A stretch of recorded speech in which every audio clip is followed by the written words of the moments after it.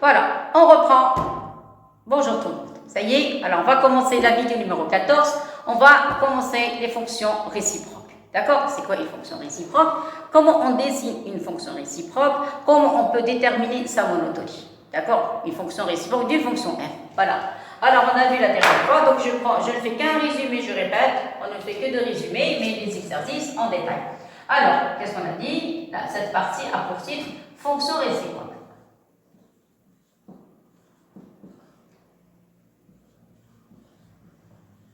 D'une fonction continue. Regardez, il y a des conditions continues strictement monotones. Strictement monotone. C'est-à-dire qu'il s'agit d'une fonction ou bien croissante ou bien décroissante. Strictement croissante ou bien strictement décroissante. Alors, monotone. Et voilà. Ça y est, voilà le grand titre. Fonction réciproque d'une fonction continue strictement monotone. Ça y est. Alors, je donne au début la définition. Après, on va passer des petites propriétés et on attaque les exercices. À la première partie, soit f, une fonction définie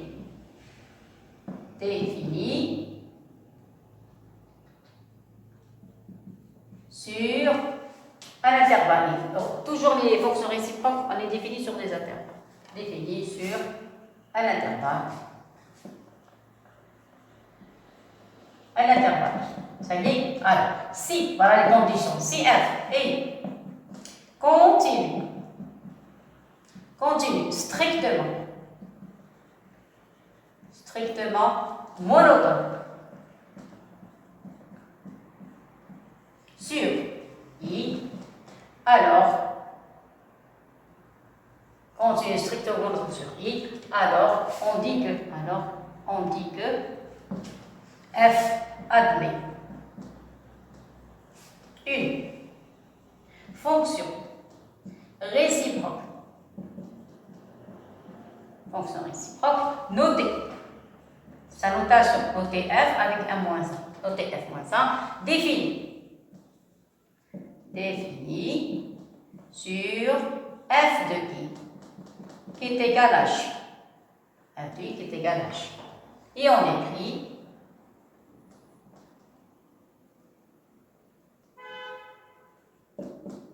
voilà. Donc ça c'est la définition d'une fonction. Comment on sait qu'il y a une fonction réciproque? Alors comment savoir si une fonction admet une fonction réciproque ou non? Il suffit seulement de voir si f est continue strictement monotone, c'est-à-dire continue strictement croissante ou bien continue strictement décroissante sur i. Dans ce cas, on dit que f admet une fonction réciproque, notée f-1, définie sur f de i, c'est-à-dire l'image de i, on l'appelle j en général, et on écrit, voilà, regardez, je vais écrire deux écritures différentes. Et après, on va travailler pour les fonctions réciproques, on travaillera la deuxième. Ça y est? Alors, regardez. Alors, f, elle part de i vers f de i. Alors, f de i, c'est j. À x fait correspondre f de i. Regardez la notation. La fonction que j'ai ici, j'applique x.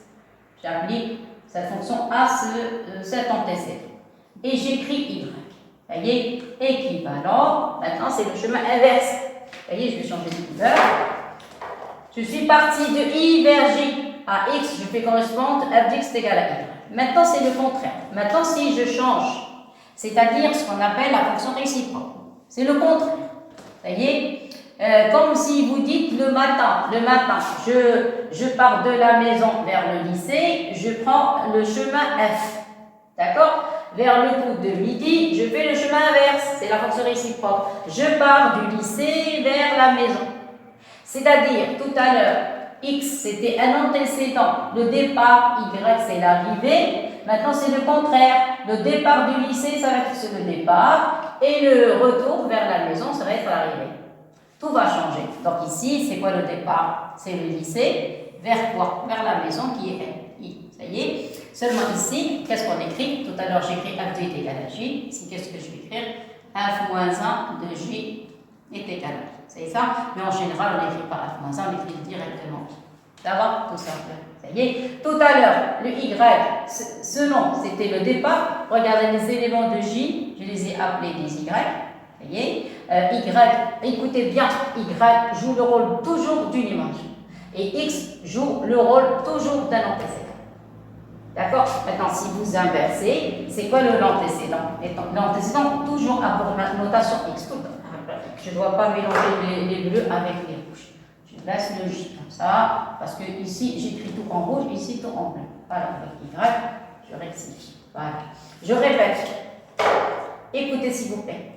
C'est là où il y a le secret. F, c'est une fonction. Ça, ce qu'on appelle l'ensemble. Dans le cas général, ça, c'est l'ensemble de départ. Dans le cas général, ça, c'est l'ensemble d'arrivée.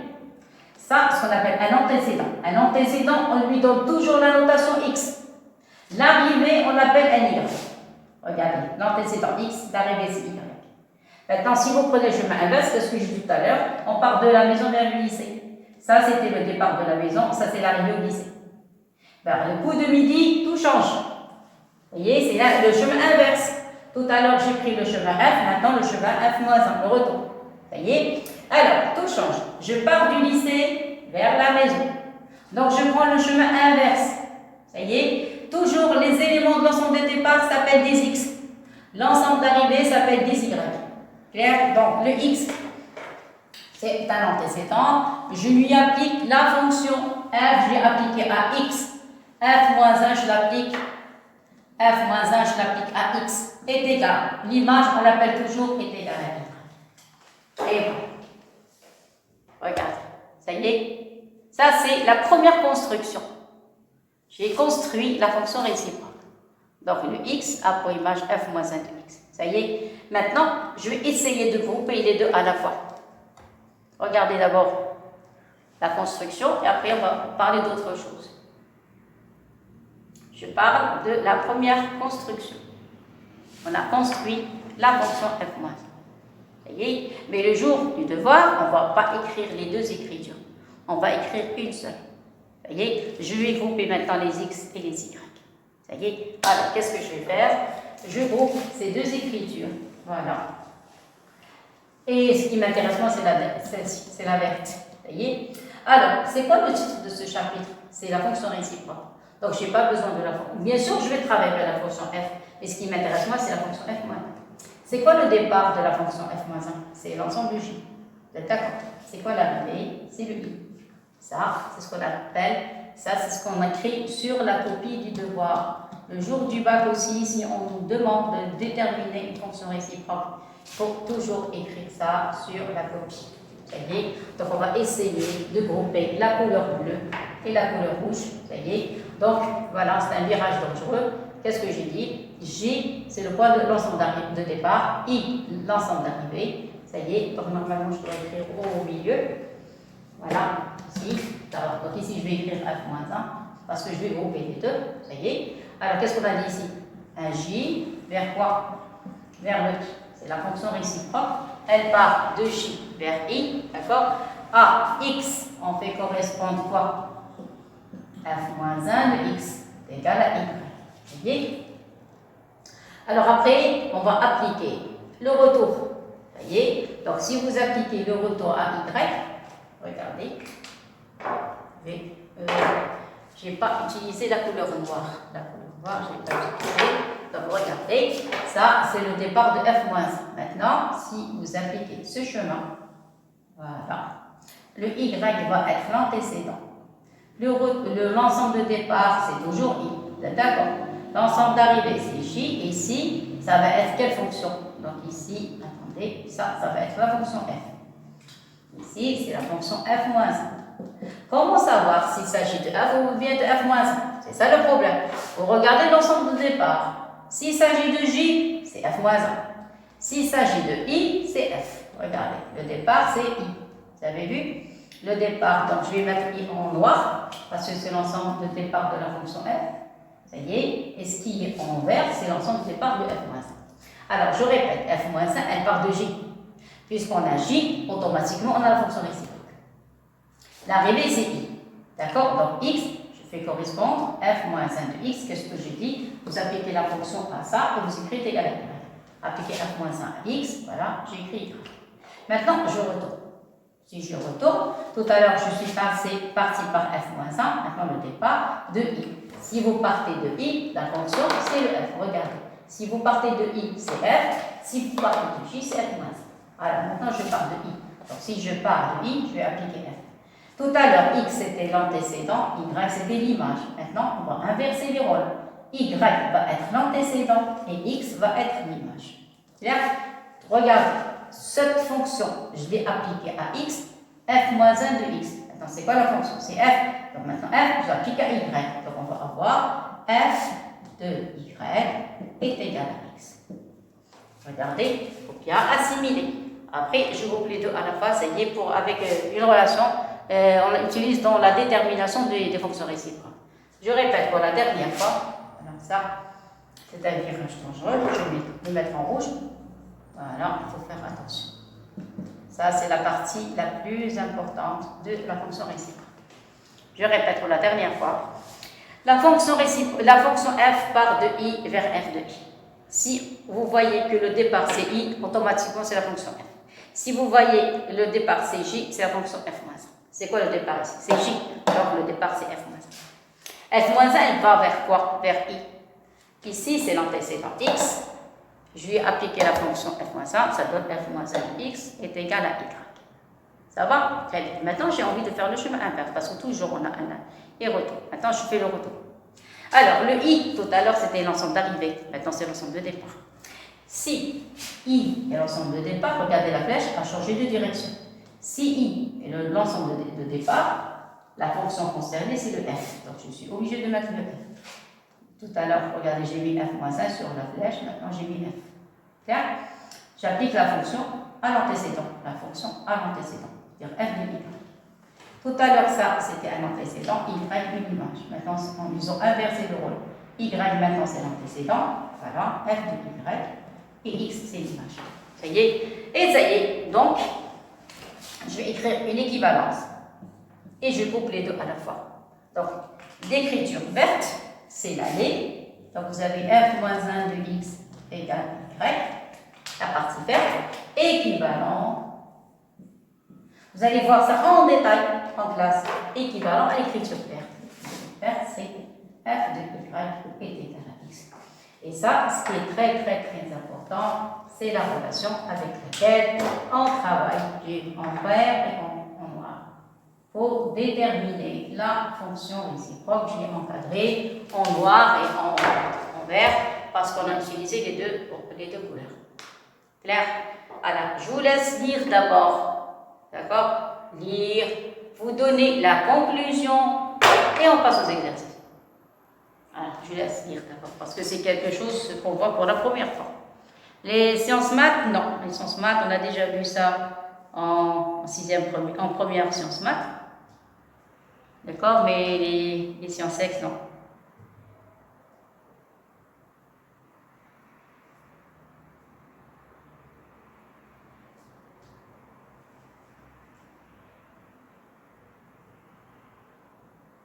Lisez comme il faut avant que je commence parce que je sais c'est pas tellement difficile, c'est pas tellement facile.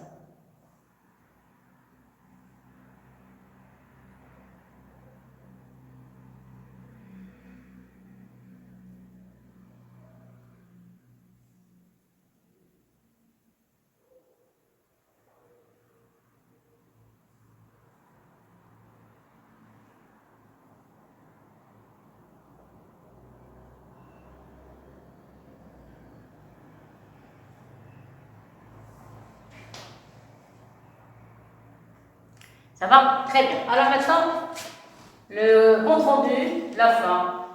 Comment déterminer une fonction réciproque? Alors j'écris ce que vous devez écrire sur la copie du devoir. Ça y est, ou bien le jour du bac. Alors, conclusion. C'est la fin. Ça y est. Alors, soit f, une fonction. Qu'est-ce qu'on a dit? Continue. Continue strictement. Strictement monotone sur un intervalle i sur un intervalle i. Donc f continue 3 mots, s'il vous plaît, toujours 3 mots, pas 2, 3. Continue strictement monotone. Un trait, deux traits, trois traits sur un intervalle. Donc, f admet une. Cette phrase, on l'écrit sur la copie. Toujours, il faut l'écrire. Donc, f admet une. Alors, une fonction réciproque. Réciproque f moins 1. Définie par. Ça y est, et on écrit. Qu'est-ce qu'on écrit? Alors, j'écris ce que vous devez écrire sur la copie du devoir. Qu'est-ce qu'on écrit? On écrit I et on écrit J. Regardez, oui, une fois que vous voyez J au départ, c'est-à-dire qu'on part de la fonction f moins 1, I. À x, on fait correspondre f moins 1 de x égale y, équivalent à f de y est égal à x. Voilà, c'est tout, et on lance les exercices. Voilà, c'est tout. Donc tout ça, c'était pour seulement la construction. En détail, vous allez voir ça en classe, d'accord? Et moi, ce qui m'intéresse, c'est comment traiter les exercices. Donc, f moins 1 de x égale y, équivalent, regardez, f moins 1 de x égale y, équivalent à f de y est égal à x. Et voilà, clair et net. Ça va? Voilà, donc voilà le résumé dont j'ai besoin. Ça, donc le reste, ça m'intéresse. Ça y est, donc voilà, on va encadrer cette partie. Voilà, ça y est, c'est propriété, le résultat final, conclusion et la propriété. Ça y est, donc propriété. Voilà, et voilà. Soit f, une fonction continue, strictement monotone sur un intervalle i, donc, j'écris donc deux fois. Donc, f admet une fonction réciproque, j'écris comme ça, réciproque, f moins 1 définie par, et vous écrivez déjà. Ça y est, voilà, défini. Et voilà, défini par. Ça y est, très bien. Alors maintenant, qu'est-ce que je vais faire maintenant? Je vais faire un exercice. D'accord? Alors, je vais essayer de trouver un exercice où on détermine la fonction réciproque. Alors, maintenant, exemple. Voilà, exemple.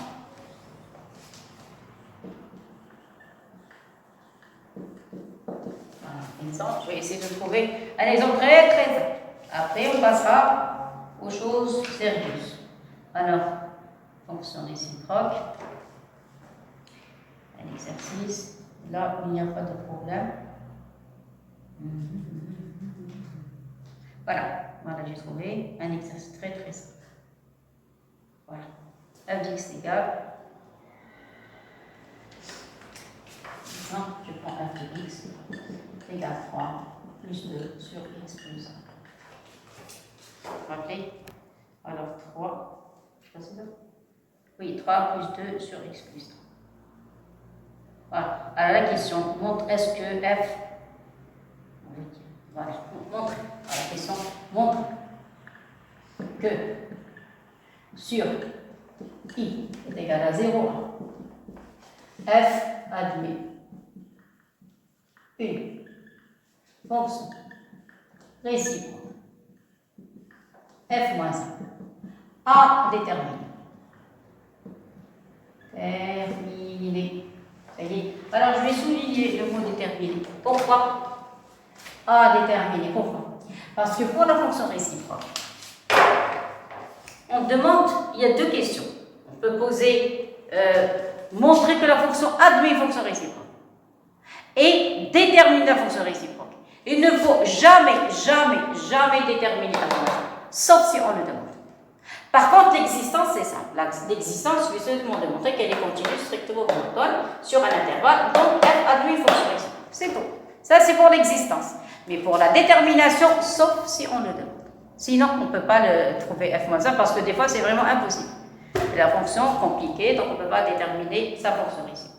Ça y est. Alors, je vous laisse regarder, avoir au moins lisé l'énoncé, et je vais partir. Et on commencera la solution. On commencera la démonstration. On va essayer de trouver l'expression. L'expression de f-1. Ce n'est pas une solution, c'est une expression. Parce qu'il s'agit d'une fonction. D'accord? Alors, regardez bien.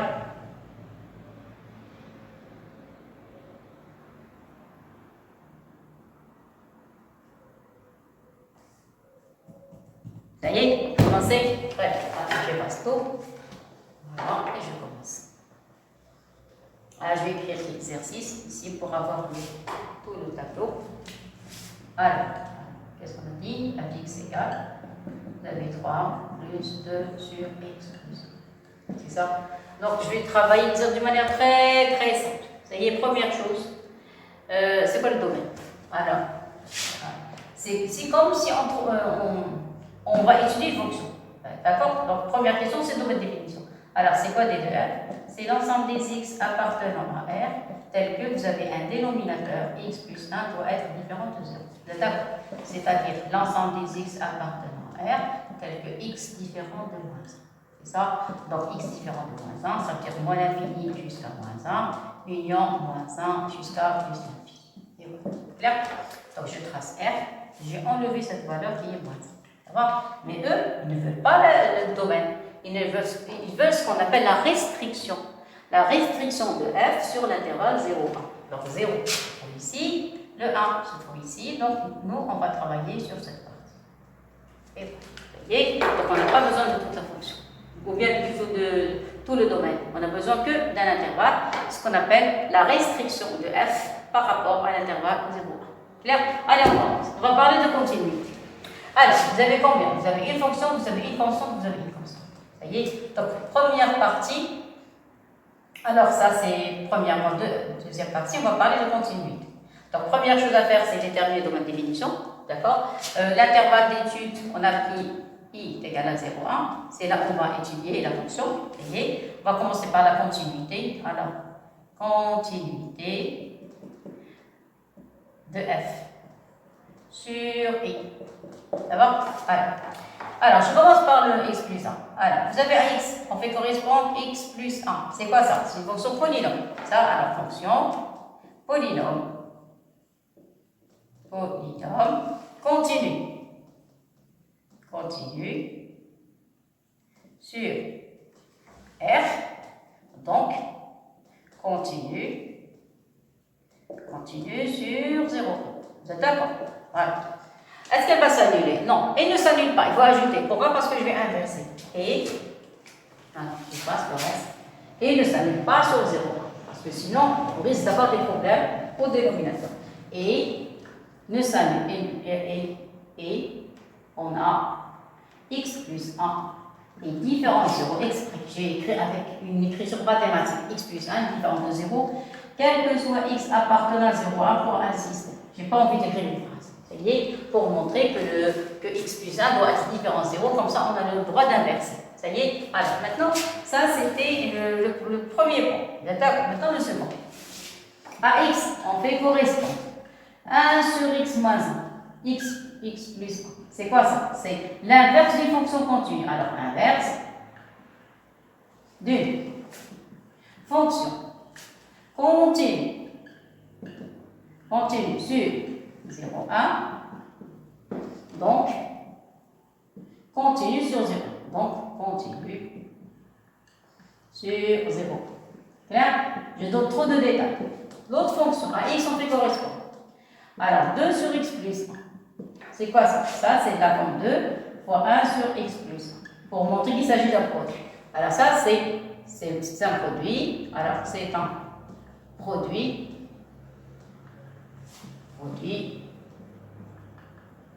de deux fonctions continues. C'est une constante. Produit de deux fonctions. Deux fonctions continues.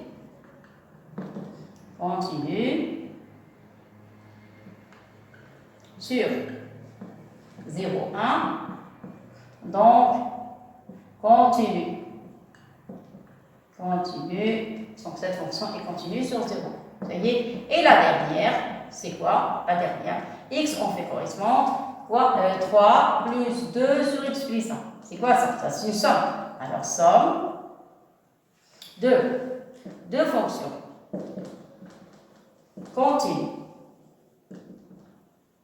continue sur 0,1. Par conséquent,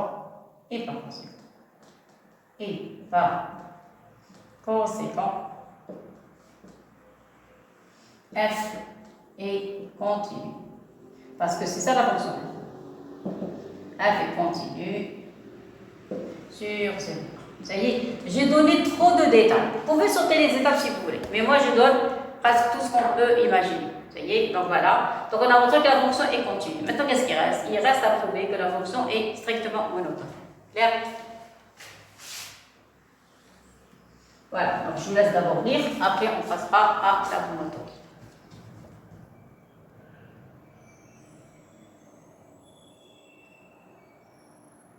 Ça va? Donc, premier point, on a parlé du domaine de définition, de F. Deuxième point, on a parlé de continuité de F. Et troisième point, on va parler de monotonie de F. Alors, monotonie de F sur 0. Alors, c'est quoi Fx? Alors, Fx est égal à 3 plus 2 sur x plus 1. Alors, on va écrire soit A et B, deux éléments appartenant à I. D'accord? Alors, avec, pour ne pas avoir de problème, avec A différent de B. Tel que A différent de B. Ça y est, tout comme la dernière fois, on va calculer f de A moins f de B sur A moins B. Qu'est-ce que ça donne? On va obtenir 3 plus 2 sur A plus 1 moins 3 plus 2 sur B plus 1 sur A moins B. Ça va? Vous remarquez que les 3 vont disparaître. Voilà, ça y est, on peut factoriser par le 2. Regardez, le 2 factorisé va rester 1 sur A plus 1. 2 est positif, moins 1 sur B plus 1. Ça y est, sur A moins B. Ça va jusqu'ici. Vous pouvez mettre le 2 à l'extérieur, ici réduisez au même dénominateur. Je vous apprends comment on réduit au même dénominateur dans les grandes classes. Ce n'est pas la peine de gaspiller le temps. Regardez, si vous avez A sur B plus ou moins la même chose, C sur D, ça y est, sur, je ne sais pas, sur un nombre grand. Là, on vous demande de réduire au même dénominateur. Qu'est-ce que vous faites directement? Vous écrivez A fois D, plus ou bien moins, ça dépend de l'exercice, B fois C. Automatiquement, vous réduisez, vous mettez le produit en croix, faites descendre directement le dénominateur, ça donne B fois D. Directement, une seule ligne. Ça y est, regardez, c'est ce que je vais appliquer. Alors, je répète, quand vous avez une réduction au même dénominateur, ça y est, au-dessus du trait principal d'une fraction, ça y est, vous réduisez et vous faites descendre directement mettez plutôt le produit en croix et vous faites descendre directement le dénominateur vers le grand A. Ça y est, c'est ce que je vais faire. Je vais gagner du temps, ça y est, et on ne risque pas d'avoir de problème de calcul. Alors, regardez, faites ce que je vous ai dit. Alors, multipliez B plus 1, ça donne B plus 1. Il y a un signe moins, mais quand il y a un signe moins, mettez une parenthèse pour ne pas avoir de problème de signe. Ça y est, et voilà, c'est terminé. Vous avez A moins B, et faites descendre les dénominateurs, ça donne A plus 1. Vous êtes d'accord? Facteur de B plus 1. Et voilà, j'ai terminé. Vous avez vu ce que j'ai fait? Alors voilà, c'est pas la peine de donner trop de détails. Ça, c'est pour les petites classes. Nous, on essaye. Maintenant, majeur et maxime. Alors, donc voilà le 1. Voilà le 1. Donc les 1 vont disparaître. Pourquoi? Parce qu'il y a un signe moins entre les deux. Vous avez vu? Donc les 1, je barre les 1. Donc ce 1 va disparaître avec celui-là. Vous êtes d'accord? Une autre chose, ici il va rester B moins 1. Ici vous avez A moins B. Donc vous avez intérêt à factoriser par 1 moins. Donc on obtient A moins 2. Regardez un signe moins ici. Si vous factorisez, au lieu d'avoir B moins 1, vous allez avoir A moins B. Voilà. Voilà la simplification. Avec A moins B. Ça va, il va rester A plus 1, facteur de B plus 1. Voilà, on a gagné, j'ai terminé. Voilà la simplification. Donc A moins B va disparaître avec A moins B. N'oubliez pas que A et B appartiennent à l'intervalle 0,1. Ce sont des nombres positifs. Donc A positif, celui-là c'est positif, celui-là est positif. Vous êtes d'accord? C'est positif, positif, mais le moins 2 négatif. Donc ceci est inférieur. Ça y est, ceci implique que f de A moins f de B sur A moins B inférieur à 0 et par conséquent la fonction f est strictement décroissante. Clair? Voilà, donc je vous laisse regarder et après on va passer à la détermination de la fonction réciproque. Regardez bien ce que j'ai fait. Donc j'ai parlé première partie du domaine définition, j'ai pris la restriction sur la fonction f sur l'intervalle 0,1, d'accord. Après, j'ai parlé de continuité. En général, la continuité, c'est long, d'accord. Il faut écrire des phrases. Et la monotonie, en général, c'est pas tellement long parce qu'ici, on a calculé avec le taux d'accroissement, normalement avec les dérivés. Les dérivés, c'est plus rapide, d'accord. Et voilà. Donc, voilà les simplifications. On a trouvé la fonction continue strictement décroissante. Maintenant, ça y est. Alors, encore 30 secondes, j'efface tout le tableau pour pouvoir déterminer la fonction réciproque.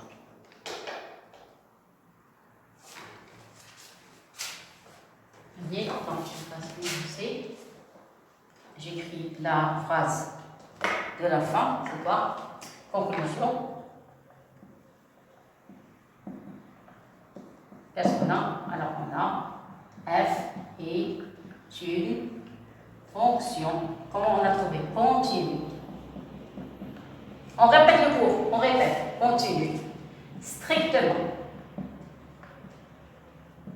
Strictement décroissante. Décroissante sur i qui est égal à 0,1. Donc, f admet une fonction réciproque f moins 1. Vous êtes d'accord? Définie. F moins 1 définie sur J. C'est quoi J? Sur J qui est égal à f de i. C'est quoi f de i? C'est 0,1. Vous êtes d'accord? Et attention, la fonction décroissante. Donc si elle est décroissante, ils vont changer de place les images. Vous vous rappelez, quand il s'agit de fonctions croissantes, on garde le même sens. Ça y est. L'antécédent le plus petit a une image plus petite que, c'est-à-dire si A est plus petit, bien sûr A est plus petit que B parce qu'on parle d'un intervalle. Et dans ce cas, f de A est plus petite que f de B. Je parle des images. Par contre, si la fonction est décroissante, toujours on a A plus petit que B. Par conséquent, dans ce cas, le f de B va être plus petit que f de A. C'est-à-dire ici, puisque, vous allez, je vais écrire avec une autre couleur, puisque la fonction est décroissante, ça y est. Donc, puisqu'elle est décroissante, donc dans ce cas, qu'est-ce qu'on va avoir ici? On va avoir f de 1. F de 0, exprès, j'ai mis avec la même couleur. Exprès, parce que si elle est décroissante, les images vont changer de place. Ça y est, maintenant il me reste qu'à déterminer le f de 1, f de 0. J'ai effacé la fonction. C'était quoi? Attendez. 22x, c'était, je crois, 3 plus 2 sur x plus. Je crois que c'est ça. Oui, voilà, ça y est. Alors, sur J, ça y est, qui est égal, c'est quoi f de 1? Calculer 1 plus 1, ça donne 2. 2 sur 2, ça donne 1. 3, ça donne 4. Voilà. F de x par 0, il va rester un 1. 2 sur 1, c'est 2 plus 3, ça fait 5. Et voilà. Ça y est, voilà, on a trouvé la nouvelle chiffre. Voilà. Donc maintenant, je complète la phrase. Elle est incomplète.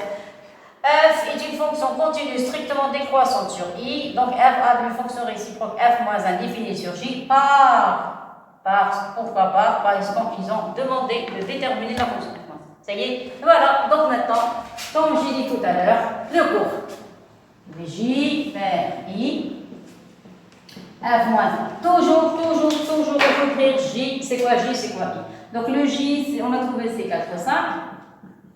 Le I, on a donné dans l'énoncé, le I c'est 0, 1. Toujours il faut écrire les intervalles, parce que des fois on a un problème de signe, et ce sont les intervalles qui nous aident. Qui nous donne la réponse. Ça y est. Et maintenant, ça y est, je continue l'écriture. Qu'est-ce que j'ai dit tout à l'heure? X, on fait correspondre f moins 1 de x égale à y, équivalent à f de y est égal à x.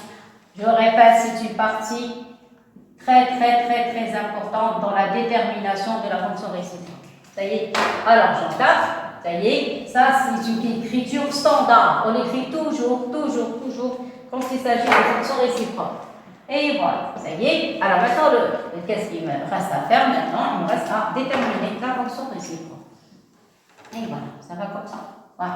Donc on va essayer de déterminer la fonction réciproque. Alors pour déterminer la fonction réciproque, toujours, on commence à partir de f de y est égal. Voilà, ça y est. Donc ici, ça y est.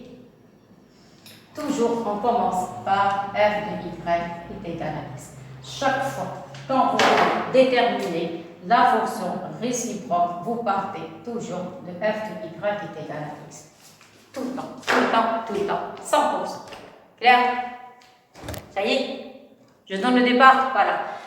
Une chose, c'est quoi la variable ici? Vous avez un x, vous avez un x. Maintenant, vous remarquez qu'on a changé le y par quoi? On a changé le x par un y. Donc, on a fait un changement de variable. Regardez, f de x égale f de y égale. Donc, vous allez écrire toute la fonction seulement. Au lieu d'écrire x, vous allez le remplacer par un y. Ça y est, et voilà. Ça y est, alors je commence avec la démonstration. C'est quoi f de y? Ça va être un 3 plus 2 sur y plus 1 est égal à x. Vous voyez, qu'est-ce qu'on cherche? On cherche la fonction réciproque. C'est quoi la fonction réciproque? La fonction réciproque, c'est f moins 1. Vous êtes d'accord? Puisque c'est f moins 1 qu'on cherche, je vais mettre une petite accolade et je mets des points d'interrogation. C'est quoi la fonction réciproque? La fonction réciproque, c'est f moins 1. Il faut trouver à quoi est égal f moins 1 de x. Vous êtes d'accord jusqu'ici? Mais c'est quoi f moins 1? F moins 1, c'est un y. Regardez, c'est une égalité. Égalité, vous avez vu. Si vous avez envie de déterminer f moins 1, il suffit seulement de trouver y. Si vous trouvez y, vous allez trouver f moins 1. Si vous voulez f moins 1, il suffit seulement de trouver y.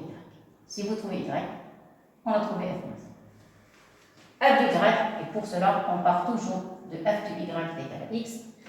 Vous prenez la fonction de départ, enlevez tous les x, vous les remplacez par des y. C'est-à-dire, vous allez faire un changement de variable. Le 3 c'est une constante, je ne touche pas les constantes, le 2 aussi, le 1 aussi, mais seulement j'ai remplacé le x par un y. Ça y est, et maintenant vous avez intérêt à trouver le y. Maintenant, c'est une résolution d'équation du premier degré. Maintenant, je commence la démonstration. Ça y est, c'est pas tellement difficile. Vous mettez le 3 de ce côté, il va rester 2 sur y plus 1 est égal à x moins 3. Faire inverser. Alors, si vous inversez, on va avoir y plus 1 sur 2 est égal à 1 sur x moins 3. J'inverse ce côté, j'inverse ce côté. Ça y est, je vais monter le 2 de ce côté. Donc, il va rester y plus 1 est égal à 2 sur x moins 3. Tous les calculs sont permis. Vous voulez inverser, appliquer des racines, passer au carré, ce que vous voulez. Maintenant, parce qu'on a les conditions où la fonction f moins 1 est définie, vous avez l'intervalle i, vous avez l'intervalle j, il n'y a pas autre chose. Vous voyez, maintenant ça y est, j'ai trouvé le y. À quoi est égal le y? Donc, y est égal à 2 sur x moins 3 moins 1. J'ai mis le 1 de ce côté, ça y est, et c'est ça. Voilà, donc je vais écrire en haut cette phrase. À quoi est égal y? Regardez, y est égal à 2 sur x moins 3 et moins 1. Ça, c'est pas grave. Et voilà, moins 1. Maintenant, si vous voulez laisser comme ça, vous laissez. Si vous voulez réduire au même dénominateur, vous pouvez le faire. Ça y est, donc implique. Et c'est quoi y? Y, vous c'est f moins 1.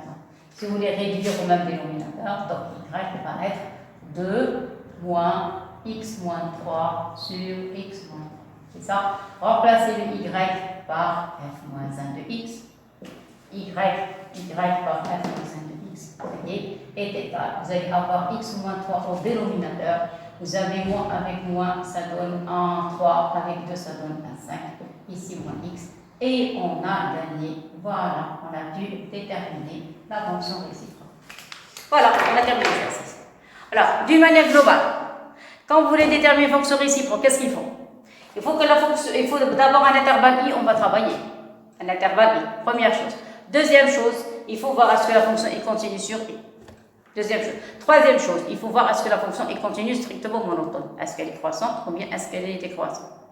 Quatrième chose, il faut déterminer c'est quoi j. Une fois entre le i et le j, la monotonie de la fonction, d'accord, continue strictement monotone, donc elle a une fonction réciproque, et on écrit le cours. Pour le cours, toujours l'écriture noire, c'est standard.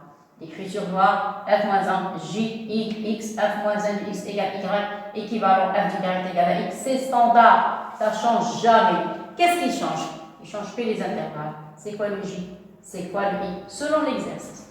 D'accord? Selon l'exercice. Alors, si vous voulez déterminer f-1, il suffit seulement de trouver y. Si on trouve y, on a f-1. Comment faire ces calculs? On part toujours de f de y est égal à x.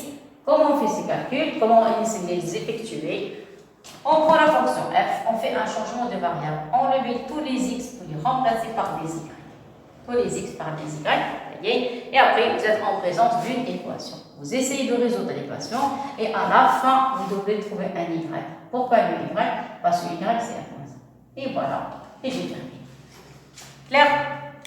Voilà, merci beaucoup pour cette vidéo. On passera à la 15e.